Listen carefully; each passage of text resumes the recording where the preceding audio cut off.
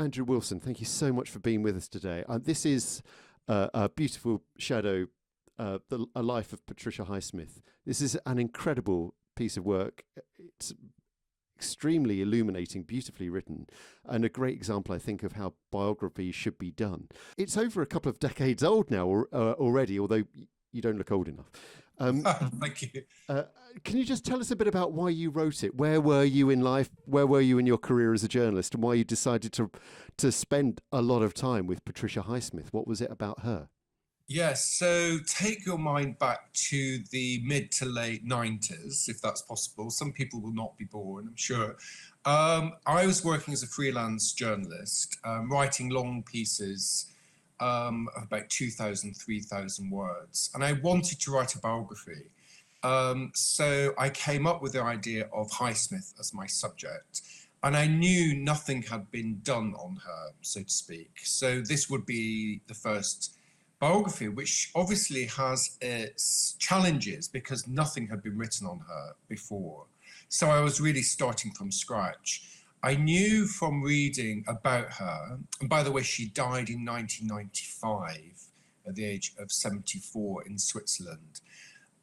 So I knew reading pieces that she was incredibly taciturn and reluctant to talk about anything, about where her ideas came from, about her personal life, anything. She would not really answer a question in any kind of depth, which made it really difficult for the journalist that flew out to Switzerland to interview her. So I looked at the press cuttings and I thought, what can be done with her? Is there any kind of way in? And then I came across the fact that she'd left this enormous archive to the Swiss Literary Archive, where she lived, obviously in Switzerland. And I went out there just to have a look at what was there. And I was immediately just taken aback by the sheer amount of material. I think it's one of the biggest literary archives in the world.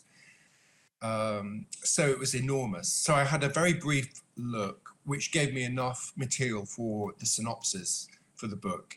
And then I went to see various publishers, and Bloomsbury obviously commissioned me to write the book. So this was back in 1997. Why Highsmith? And because you've got to want to spend a lot of time in this world going through this huge archive. I'd grown up in the tradition of sort of classic crime writing, the whodunit, if you like. So like many people, I read Agatha Christie, and I've gone on to write 4 novels with Agatha Christie as my sleuth. But as everybody knows, Highsmith is a very different cup of tea, a sort of much stronger brew, if you like, or glass of whiskey, as she would have liked to have downed in the evenings. So her books are very much transgressive in the fact that they upend the conventional approach to crime writing. So at the end of a sort of a classic whodunit, the murderer is discovered, they're either unmasked, they're arrested, or they commit suicide. In a Highsmith novel, it's the opposite of that. So often you're on the side of the person who has, for better word, a warped psychology. So in the Ripley novels, and she wrote 5 of them, you're in the mind of the charming psychopath, Tom Ripley.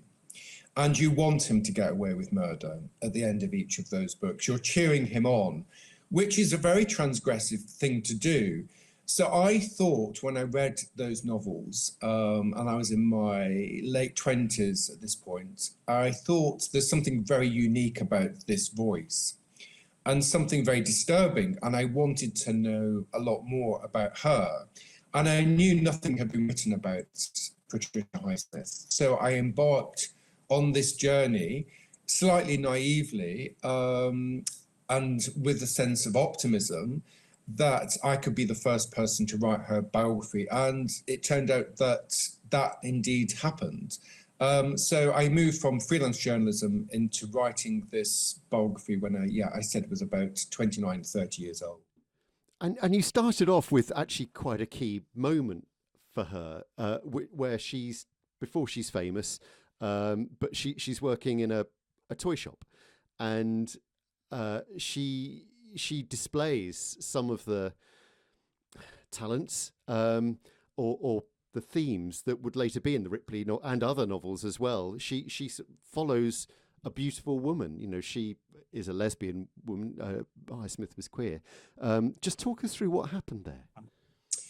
So it is a very key moment in her life, and actually went on to inspire one of Highsmith's greatest novels, The Price of Salt, or Carol, as it came to be known. So this is 1948, December 1948, and Highsmith is working in Bloomingdale's, New York, the department store. She hasn't got any money, but she has written, or is in the process of trying to write, Strangers on a Train. She's had a 6-month love affair with a man, Mark Brandel, whom she met at Yaddo, the upstate writers' colony in New York. And she came to Bloomingdale's to have some money, to earn some money. So one day in December 1948, this glamorous woman, blonde-haired woman, walks into Bloomingdale's to buy a doll for one of her daughters. And she leaves behind her address. And Highsmith is immediately struck by this woman. She sort of feels a sense of passion, of grace, of elegance, of charm from this stranger. But lots of people would have just left it there, but not Highsmith. She took the woman's address and she plotted her route, and she gets on a train from Grand Central Station out to New Jersey, where the woman lives. And then she gets on the bus, and then she finds herself standing outside this stranger's house waiting for her, in effect stalking her. And she feels such a overwhelming sense of passion and creativity, but also slight murderous behavior, because she said she felt like placing her hands on this woman's throat and strangling her. But this woman was a love object for her. And in her diary, she wrote, "Murder is a kind of making love." And she wrote that at the time. And she comes back to New York and then feverishly, in a white heat, writes out the whole plot for that novel, which was published under a different name in 1952. And then was later in the early 90s, it was renamed as Carol, wasn't it? And it became clear that it was Highsmith who'd written it. But tell us about your research there, because I don't think she'd ever talked to the woman, did she? But you did some of your own research afterwards. No, she never really met her again. There were a couple of occasions where she took the train and the bus to watch her with her children, but she never met her. And we know that she was the inspiration for this great lesbian classic, this wonderful love story. But I wanted to know a lot more about this particular woman. In Highsmith's diaries, she just names her as a Mrs. E.R. Sen, and she said she lived in Ridgewood, New Jersey. So that's all I had to go on. So what I did then, I went to the library in New Jersey, in Ridgewood, and I found the local directories for the time and the addresses of all the people who lived there. And then I looked for contemporary records of anybody called Sen, who was living around that area, in 1998 when I was doing the research. And I wrote a lot of letters, nothing back for like a month or 2 months. And then finally, I got a letter from one of this woman's daughters, one of Mrs. Sen's daughters.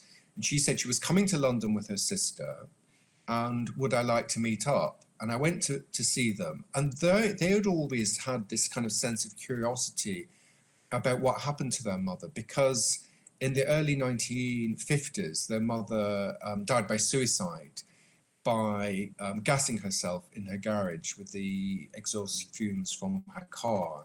So there were lots of questions they had to ask me. And together we pieced this portrait of their mother. They wanted to know what was Highsmith's connection to their mother, because they never knew that she'd inspired this great book. And I wanted to know a lot more about her history.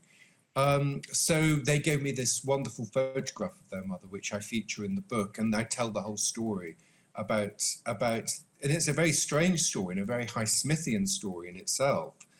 But Highsmith had a string of women that she fell in love with who were, for all intents and purposes, heterosexual women, which didn't cause her the greatest sense of balance and mental happiness. No. I mean, it seems incredible, really. This woman who died by suicide in the early 50s was completely oblivious that she had inspired, unwittingly, this classic, this thing that decades later would be seen as a classic, or had even perhaps even been the focus of somebody's stalking. Yes, exactly. And as I say, it's a very it's a Highsmithian trope, this idea of watching and looking. One critic called Highsmith the balladeer of stalking. You always get this sense that people are watching. There's a compulsive obsession in lots of her books, and this kind of murderous desire as well that's quite, unsettling to read. Tell us a bit about, I mean, it's creepy, it's dark, and you go into great detail about her childhood, which is also creepy and dark. Her mother attempted to abort her by drinking turpentine before she was even born. It's and just give us an overview of her very divided and very split childhood. Well, she said herself in her diaries that she was born under a sickly star, and that certainly is true. So she was born in January 1921 in Fort Worth, Texas. She didn't know her father because her parents split up before she was born. But as you say, Highsmith's mother, Mary, tried to abort her by drinking turpentine. And later in life, Highsmith's mother would tell her this with great glee, how she tried to get rid of the baby before Highsmith herself was born. As a little girl, she grew up feeling strange and guilty, but not knowing quite why she had these odd feelings of sort of disassociation. That's what we would call it today. Her stepfather, Stanley Highsmith, came on the scene when Highsmith was about 3 years old. And soon after he came into the family, she started to have these dark fantasies of murdering him. So she wasn't by any chance or any description a happy little girl. When lots of girls, 8 or 10 were reading Little Women, she was reading a casebook of abnormal psychology written by Carl Menninger, full of case histories of people who, burnt down factories, or people who are arsonists or sadists or criminals. So she sort of felt herself at some kind of distance to most of, the world, if you like. There is also some suggestion that Highsmith was sexually abused when she was a small girl, which obviously would have added to this sense of strangeness and guilt, and the fact that she didn't really feel comfortable in her own skin, I think. And I think that did leave a very strong impression on the rest of her life. And you mentioned that when she met her biological father, that you float the possibility that there was abuse there as well. Yes, so that was when Highsmith was 17, so she'd never seen him. So I think there's an idea that he showed her, well, she says in her diaries, he showed her some pornographic photographs, and I don't know what was going on there, but it's certainly very unsettling and totally inappropriate. And she had this idea that she always wanted to fall in love. She was a great romantic, which is extraordinary, or maybe understandable, the fact that she must have slept with hundreds of people. And it was mostly women she slept with, mostly women who she wanted to transform into goddesses. And one of her great themes of her novels is the idea of projection in relationships, that we're often with people who we don't see them as they truly are, but we see them as projected fantasies. And that goes to the key of Highsmith's own psychology. She had a string of female lovers that she transformed in her imagination. And often, she was quite successful at getting straight women into bed. And she writes about it in great detail in her diaries. Yeah. But then oftentimes she would get bored, or, these things didn't last long, ever. did they really? She had a couple of longer relationships, but most of them were fairly short, weren't they? Yes, and probably one of the most significant ones was with a British woman. So in the mid to late 60s, she moved from America to Suffolk, where she lived for a number of years. And that's because she fell in love with a married woman. And the married woman would commute sometimes from her marital home in London up to Suffolk to join her. And this woman had a son, and she kept the relationship secret from her family. So it's obviously a very difficult situation to be in. But Highsmith was infatuated with this woman, and there are pages and pages and pages documenting every single stage of this obsessive love affair. Wow, and all of this sort of it ends up in in her fiction as well, doesn't it? Talk us through her early writing career, because she went to Barnard College, and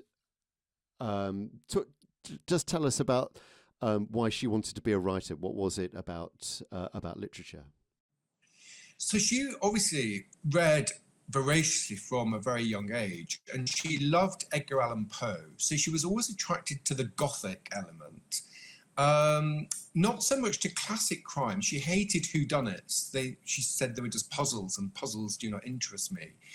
And then when she was at Barnard, which is part of Columbia University, she started to read the great existentialists. So she read Camus, she read Sartre, she read Dostoevsky. So she was informed by this sort of European or Russian idea of questioning what it means to be an individual in a godless society.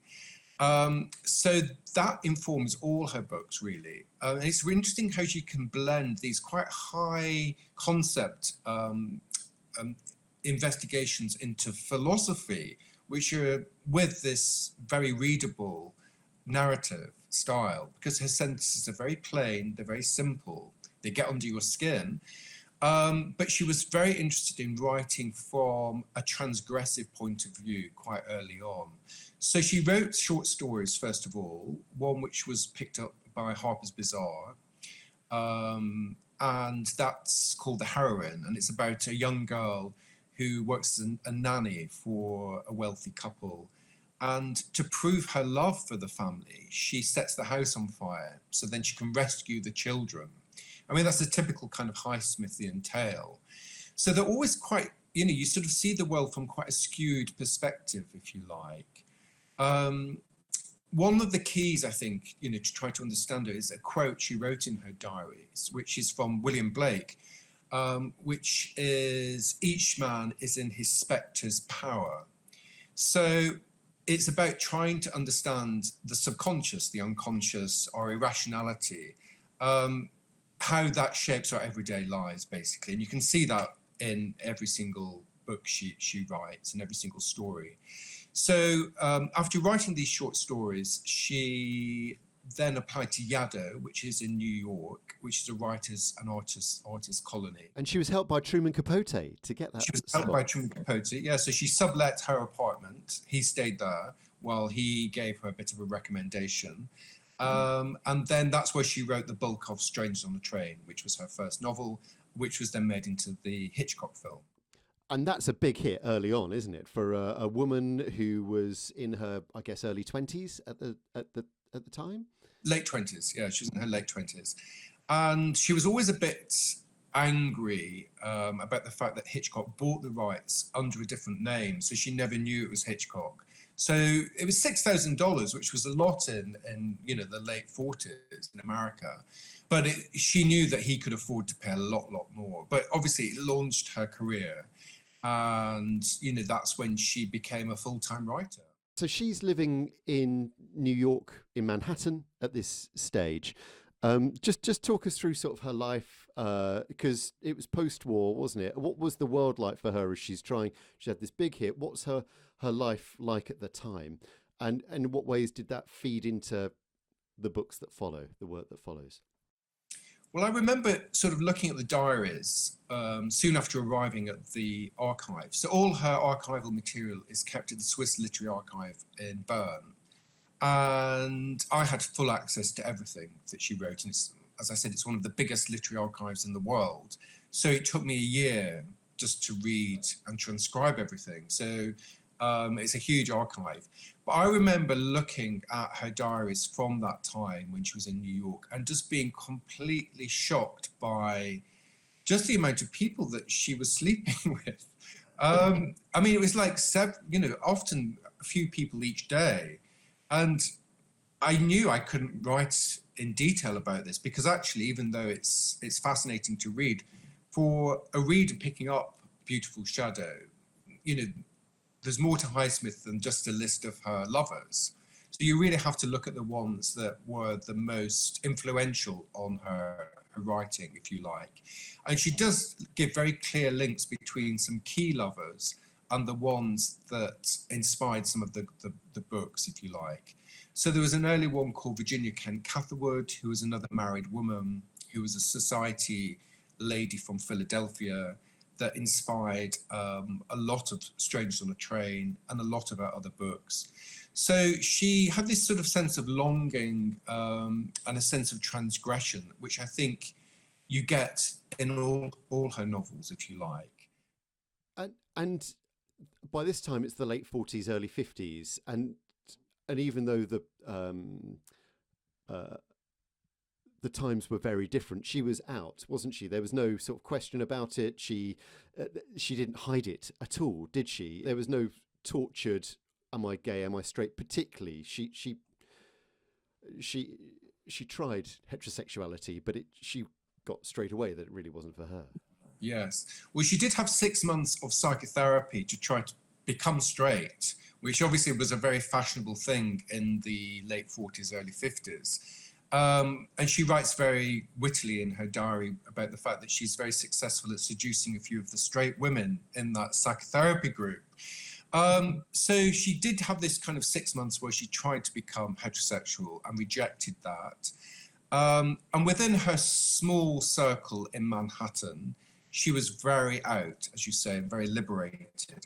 But she obviously wasn't happy to put her name to her lesbian novel, which was published in 1952, The Price of Salt, which became Carol. That was published under a pseudonym, Claire Morgan. And it tells the story of, as I said, what happened in Bloomingdale's, a love affair between an older glamorous woman and a shop girl. And at the end of the novel, it's a happy ending. The two women, more or less, you get the sense that they're going to be together. It's been a really difficult journey for them. And when that was published, Highsmith got huge amounts of letters from men and women who were gay, congratulating her on this happy ending. Because before, if you were going to write a character who was gay, they would end up either killing themselves or converting to heterosexuality at the end of a novel. So she was one of the first people to write this kind of happy ending into a popular book. And, the responses that she got were phenomenal from all around America. Yeah. And I'll come on to America and her in a bit, because it wasn't her natural market later on, certainly, was it? But to go back to her, I mean, we have this image of her as an older woman with the dark hair and looking grumpy, but with the pictures certainly you've got in the plate section of your book, she was a very attractive woman, wasn't she? Extremely attractive, and obviously alluring to many hundreds of women. Yes, exactly. And there's a photograph of her naked in the book where you can see her body, and she had this kind of lithe, boyish body, and very beautiful, sort of dark, beautiful hair, dark eyes, pale skin, and she was alluring to lots of people. So I think, yes, you've got to sort of remember that she wasn't always this kind of grumpy, slightly ill-mannered, cankerous character that you sort of you see her in later life. She was, for many people, this beautiful woman who, entranced and charmed, and drank a lot as well. When you sort of read about her drinking, the hangovers that she had and the martinis that were consumed in New York in the 50s is something else. Yeah, it does. It's such an evocative time, isn't it? Manhattan post-war. that she was living through. And in the mid-50s, she came up with Ripley, who I guess is the character perhaps closest to her. Just tell us about where Ripley came from. She'd had a vision years earlier, hadn't she, of a man on a beach that she'd remembered, and take us from that to how it ended up being.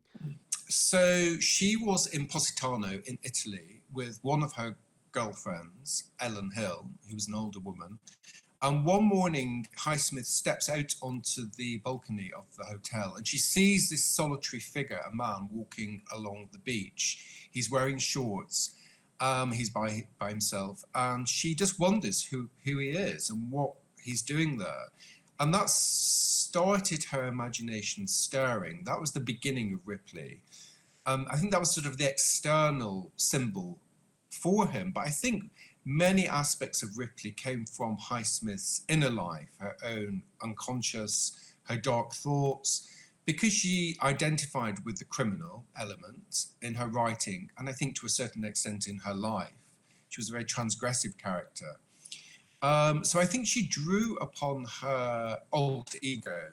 I mean, Ripley was her alter ego, who is this very active male figure who is charming, surrounded by these extraordinarily wonderful possessions. You know, he's got his cultured home from the second book onwards in France.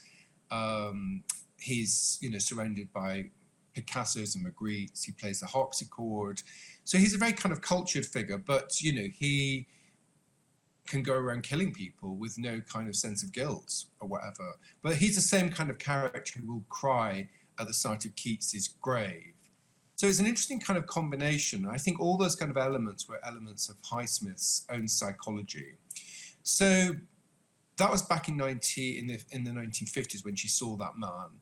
And by the time she started to write it, which was in 1953, 1954, she said in her notebook she wanted to force the reader to identify with the criminal, with the unconscious, and with a murderer, and identify with evil, which is a very bold thing to think about in a conventional novel, because these are novels that weren't supposed to be read by just a couple of hundred people. There were sort of mass-produced novels for the general audience. And when that book was first published, it caused a huge stir because, you know, lots of people in the crime writing community were appalled that a murderer would get away with the crimes that he does. And then, obviously, with each subsequent book, there was even, you know, greater waves of outrage. And I think somebody in the Crime Writing Association in London threatened to resign if she was given any kind of reward for this bad behavior, as they saw it. But then obviously she had her fans as well. And she built up a very strong kind of cult audience around the figure of Ripley. And just tell us about her writing routine, her process, her inspiration, what you learned about that, how she went about writing, to being inspired by her own dark thoughts or reading about other dark thoughts. So she kept a diary. Well, she kept two sets of diaries, basically. She kept a personal diary, and then she kept this other set of notebooks, which she called her cahier, which is a French word for notebook, basically. And in the cahier, that's the kind of expression of her creative ideas, notes for her novels, plots, outlines, character sketches. I mean, she was never short of ideas, which she called her cahier. And she said at one point, you know, I have as many ideas as rats have orgasms, which is a slightly strange metaphor. But she was incredibly disciplined. She would write every day. She would always want to write at least 1,000 words a day. She had a typewriter. And she had this incredible work ethic. So even though her lifestyle was quite louche, you know, she was often with a lot of drink. You know, as I said, she drank a lot of whiskey, a lot of beer. She was often plagued by terrible hangovers. She would always make space to write. And I think it's the one thing that saved her, if you like. Lots of people have told me during the research process for the book that if she hadn't had written at all, hadn't had this outlet for these very violent thoughts, she may well have been a criminal herself, because she had that kind of dark psychology. So writing was a way that she could express her dark, unconscious, her criminal thoughts. And at least she had it, and she produced, 22 novels and countless short stories. How big a deal was Ripley when it came out to her? She'd obviously had a big success with Strangers on a Train certainly being dramatised, being turned into a movie.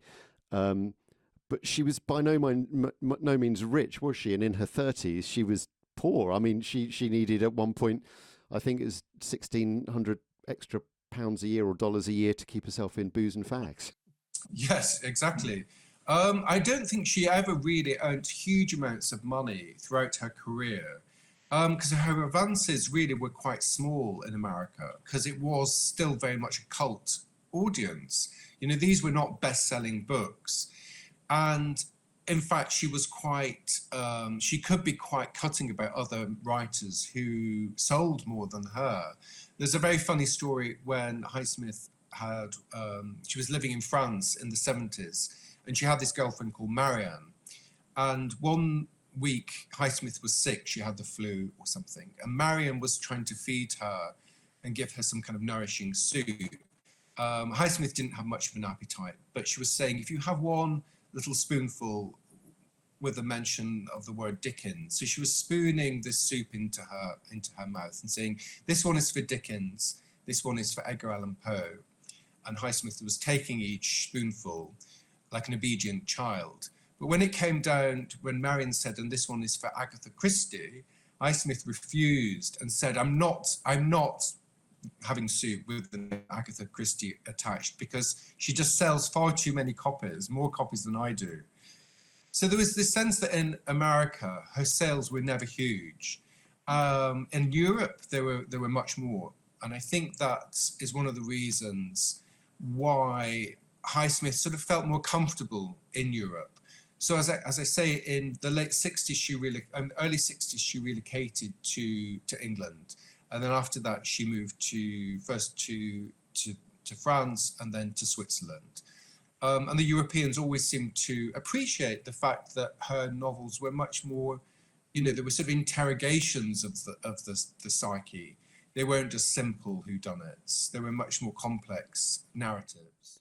Yeah, and she says also, as you say in the book, that she found crime very good for illustrating moral points as well. I mean, it is dark, isn't it? But it's also, there's oftentimes a higher point there. Yes. Because Ripley is now looking back, and it's, 70 years old now this year. Did it change everything for her, or was it just another book at the time?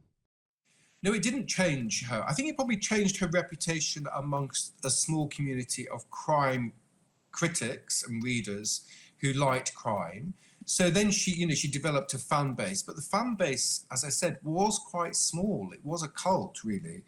And towards the end of her life, even though she'd published a number of novels, say 17 or 18, some of her novels were rejected by her American publisher. Even, this is the woman who created Ripley, which we can't really conceive today that could happen. And it really was only because of the fact that she had a number of adaptations of her work by European filmmakers that probably gave her the income to carry on writing. Why do you think it didn't work in America? Was it a moral thing? A stylistic thing? I think it was moral. I think it was the fact that, her editors told me that they couldn't sell her books because they were too dark. They got darker and darker, and we were forced to identify with strange points of view, with skewed perspectives. And at the time, America was not ready for her. Europe was a little bit more ready, because at least we had, the tradition of existentialism, which Highsmith drew on. But America still wanted in huge quantities novels which were much more traditional crime novels. They didn't want to be forced to see the world from her point of view. So I think that came much, much later, and really has only happened after her death. And she died in 1995. And I think since her death, her reputation has only grown because I think our cultural climate is much more attuned to these kind of books. Yeah, I think you say that she didn't ever sell more than 8,000 copies in America. Also she couldn't be categorized. You talk about she didn't genre swap particularly, but it's within the same sort of sphere, isn't it? But you couldn't say that it's Agatha Christie style, could you? She was broader than that. Yes, and also she hated to be called a crime writer.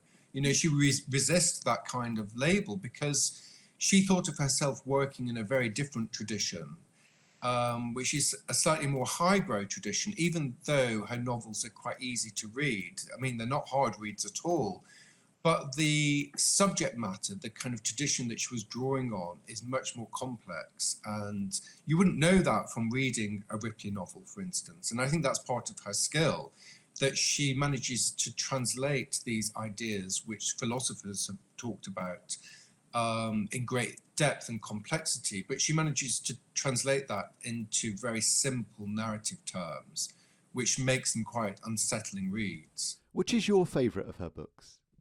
I've got a couple of favourites, but I like This Sweet Sickness, which is about a man whose girlfriend has left him, but he believes in his imagination and his reality that she's still sitting with him at his dining table every night, and he serves her a martini. He cooks 2 steaks and places them on the table, and he talks to her. And it's about how his fantasy ultimately destroys him.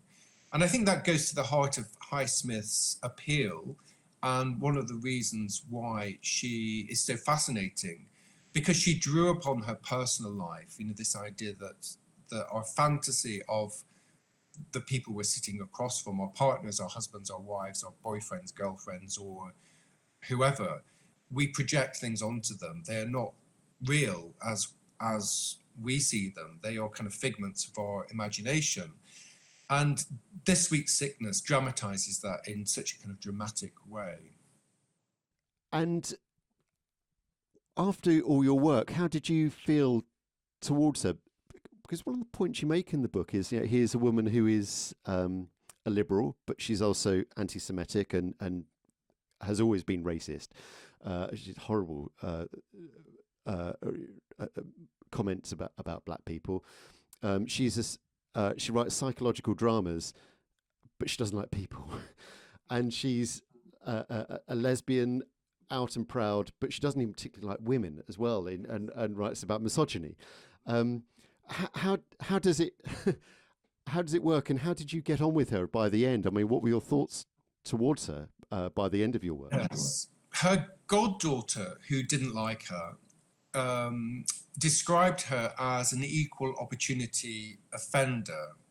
And basically, she hated everyone. She was this kind of a misanthropic character. And it's not about the group, I learned. It's about the hatred that she had inside, or the insecurity that she had. So she just really hated any kind of group. But she's full of contradictions, and some of the material was really, really difficult to read and difficult to write about. But I knew I had to be honest about her. So there's no point trying to plaster over her or deny those aspects of her character which are unpleasant and offensive, because they certainly are.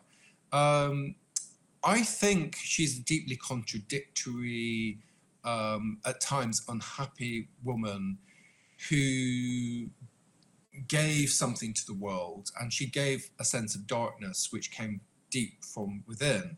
And I think you have to sort of put those offensive comments in some kind of larger context, really.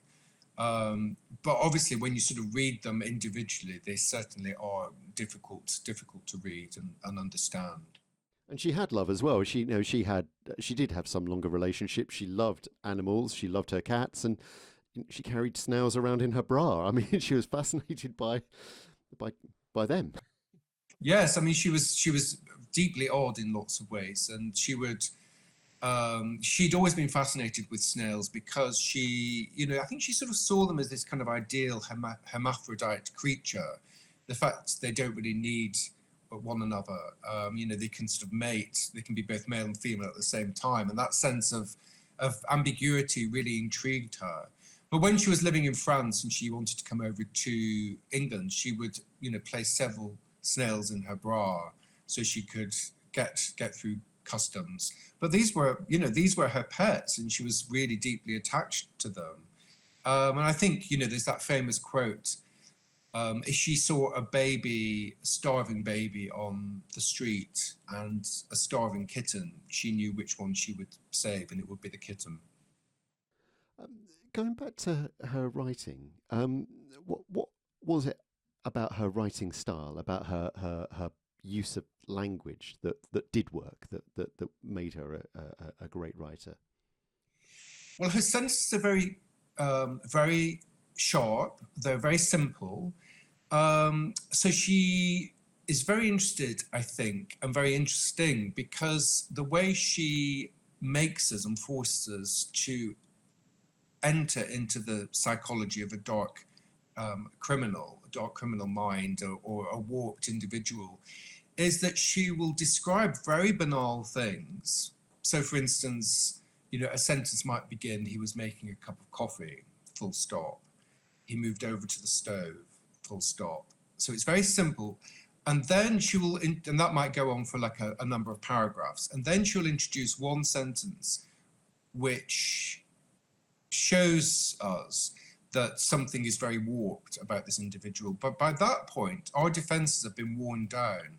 So we take the skewed perspective as if it's completely normal, and it's written in the same kind of banal way, without any kind of grace or flourish. So this is how we sort of like enter into this transgressive, abnormal psychology of the individual, because we begin to see the world in a kind of quite banal, repetitive, quotidian way, where everything is presented in the same kind of style.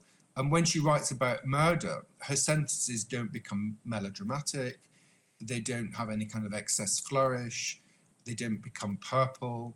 It's just everything in this kind of quite dead style, which is quite unremitting.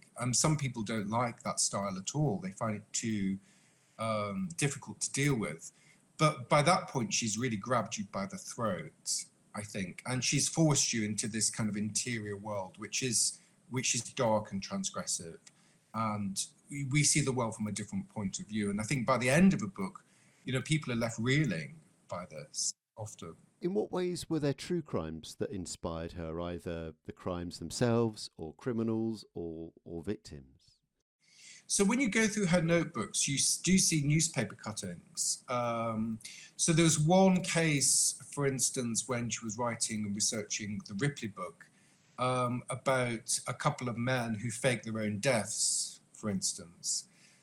So she was always looking at real life case studies. She would never use them in a very in a kind of a way that was copying the crime. She would always transform them in some kind of way. She was really intrigued by the Lord Lucan case at the end of her life, and she was interested in murder and talking about murder. And I think it was probably one of her greatest hobbies, if you like, is thinking and talking and creating things around the subject of murder. She had some very disturbing books in her library. So, for instance, the kind of books a pathologist might have when they, if they wanted to look at the injuries of somebody after a car accident, these were kind of full color plate photographs of bodies that had been mangled in car crashes. So she had a very kind of forensic, scientific, quite cold mind when it came to murder, really. There was nothing sentimental about her in any kind of way whatsoever. And she sort of brought that sense of, I suppose, the sense of somebody who was like a forensic doctor to writing about crime. And lots of people were writing crime in the second half of the 20th century, but as you said, that there seems to have been something that's happened post her life that sort of catapulted her right up into another level.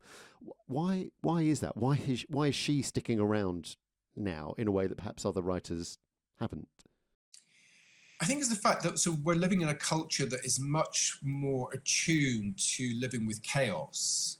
And I think sort of one of the darker sides of that is, the rise of conspiracy theories, which Highsmith would have been completely fascinated by.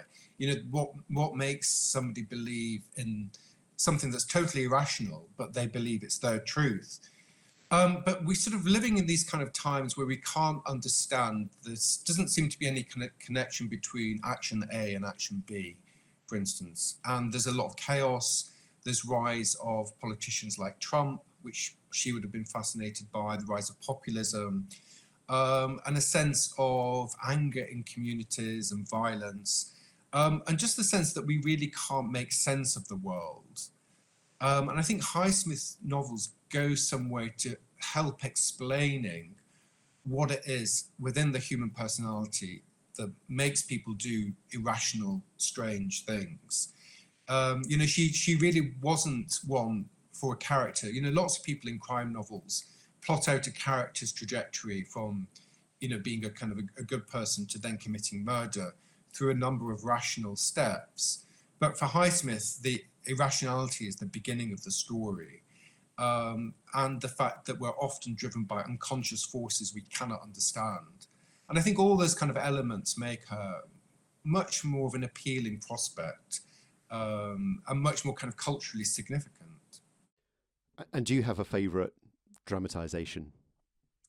I like the Minghella film because I think it's beautiful and lush. And even though he changed the ending, I still think it's a wonderful film.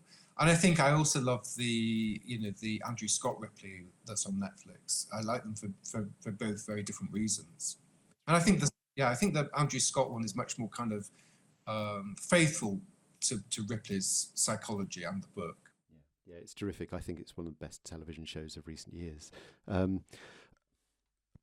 And after this huge amount of work that you put into this year or however long it was of your life researching and writing, what shocks were there along the way? And did your relationship with Highsmith change, and in what ways?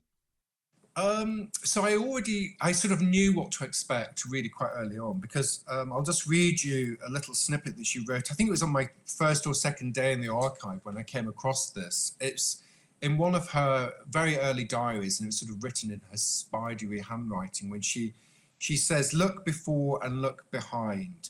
There's still time to change your mind. Perfidy no time assuages. Cursed be he that moves these pages." So I kind of knew what I was in for from day one, really, if you like. I was surprised by, I suppose, a sense of sadness that she had, really, that there was always a sense that within her notebooks, why am I the way I am? Why am I always so unhappy? Am I destined to be this way for my life? Why can't I make relationships work? And it was one of the kind of the cries that sort of you see throughout her private notebooks. And she couldn't really, make sense of the fact that she was this kind of strange, odd creature. But I think if we hadn't have had that strangeness, we wouldn't have had these extraordinary books. I mean, the life and the work are really very closely connected. I mean, I think you sort of read lots of literary biographies where often biographers have to make an excuse when they're going to talk about the private life because they sort of feel somehow guilty or shabby or vulgar. But Highsmith's private life was one thing that was integral to writing these books, and her individual psychology and her love affairs. They were sort of interlinked, if you like. So I kind of went into, when I started researching it properly, I sort of went into it with a sense that Highsmith was always looking over my shoulder. And one day when I was in New York and talking to Highsmith's best friend, Kate Kingsley Scatterbull, it's a winter's day and it was like a snowstorm outside. And Kingsley came into the room and said, "Do you have a dressing gown with you?" And I said, no.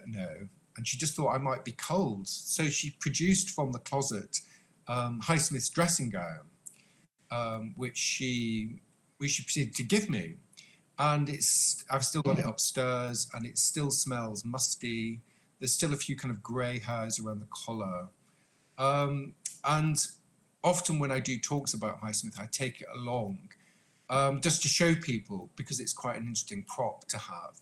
But I also use it as a kind of illustration of what it's like to slip under the skin of somebody and the process of biography itself. Because, you know, to write a good biography, I think you have to sort of begin to see the world from your subject's perspective.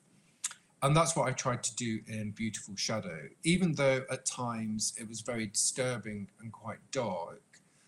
I hope I've reproduced a sense of her that the reader feels. You get a sense of her from the page. It is an extraordinary biography, not just illuminating about the subject, but just as I said, how to write biography. It's an extraordinary piece of work. So I hope even after all these years, you're really happy with it. And just tell us a bit about your own novel writing as well. Well, not surprisingly, when I read Highsmith and when I started to research and write this book myself, I felt I should try to write crime myself. So she really did inspire me to try my hand at crime writing. So I published a novel called The Lying Tongue, which is very Highsmithian in tone. I think that was back in 2004, something like that. And then since then, I've sort of gone on to write a number of crime novels, I think 7 altogether. 4 of them are with Agatha Christie as my sleuth. So that sort of those novels sort of blend together sort of Christie-like plotting and whodunits with a bit of the dark psychology of Highsmith. And they're each set in particular places where Christie lived or visited at a certain point in her life. So the first one starts in 1926 with the disappearance of Agatha Christie. And they're all set between 1926 and 1930. And I've also written 2 psychological thrillers under a different name, under the name of Evie Adamson, that's right, which are contemporary psychological thrillers, which have a little bit of Highsmith strangeness about them. Great. Well, we'll put the links in the show notes for this as well, and to your website. Thank you so much, Andrew, for being with us today. It's so illuminating, so interesting, and congratulations, a very belated congratulations on the book, which is amazing. And also, my next, which I'll just tell you a little briefly about it. It's a new major biography of Marilyn Monroe, which comes out in February of next year. Really? Okay, that's interesting. What can you tell us about that? So that has taken me 5 years, the same amount of time it took me to write Highsmith, actually. It's sort of the opposite of Highsmith in lots of ways, because with Highsmith, there was nothing known about her when I started out. With Marilyn, there's so much known about her. There's so many books, I think at least 250 major books about her. So the challenge with Monroe was trying to come up with something that was new, that hadn't been said before. So looking for unpublished material, archives, and telling the story in a new way. So I hope I've done that as well. Well, we'll look out for that. That's brilliant work. Thank you so much for being with us today, and thank you for the time. Really appreciate it. And it is a formidable and extremely readable book, Beautiful Shadow, A Life of Patricia Highsmith. Thank you. Thank you, Rob.